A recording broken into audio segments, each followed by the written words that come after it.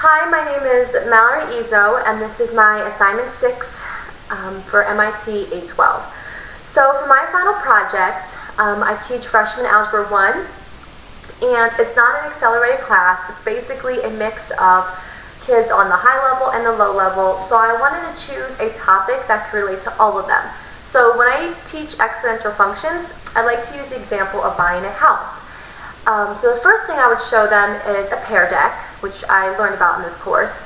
And I would basically just give them a background when it comes to buying a house. A lot of these kids don't know that it involves interest and calculating it and so forth. And I'm keeping it pretty simple. I'm not including 20% down or anything like that. It's just, here's the price, here's the interest rate. Let's use exponential functions to calculate the total cost. And what I like about Pear Deck is I can have them answer the questions in class, on their Chromebooks or on their cell phones. It's a very interactive slideshow that I really like. And I use an actual example of buying a house. Just we can talk about together as a class. Oh, here's the form of an exponential functions. Here's where I plug it in at. Put in the number of years for x. Solve what my total cost will be.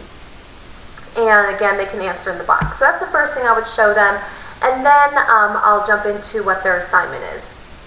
So basically, what they have to do is find a house, and I'll give them a price range that they'll choose randomly. And I mean, this has nothing to do with the objective. It's more that I've seen that they had a lot of fun with trying to see, oh, what can I get for my price range, and do I want to live somewhere fun? And so it's just kind of fun for them to be creative. And then I would go into my 4 guided questions. And this is where I'm going to look to see if the objectives were met.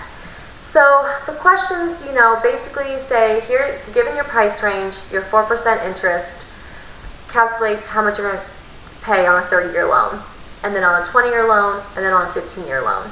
And that'll basically just show them not only, oh, I was able to calculate the total costs, but I'm able to kind of interpret my equation and see, oh, if I put another value in for x, I can save money, and so forth. And then lastly, a graph to represent their findings. So that would be part of their assignment that I'm looking for. And then the newest part for me when it comes to teaching this is the presentation part. And the students are going to have to present to the class, show them the house, why they chose it, be fun, use creativity to engage your audience, picture, sound, etc. But the main part I'm looking for is they just don't tell me their answers to their 4 guided questions. They tell me how they found it, and they tell the class, and they explain it. Did they use a table? Did they use the exponential function? Were they able to calculate it? So that's basically the big portion of their grade. So I have my rubric here that I created to show them how they're going to be evaluated and what I'm looking for. Basically, when it comes to goals and the objectives, I'm looking for, were they able to apply exponential functions and not only tell me the answers, but explain to me how they solved them. Because to me, if they can communicate to others or myself how they got their answers, that's truly conquering the content and meeting the objective.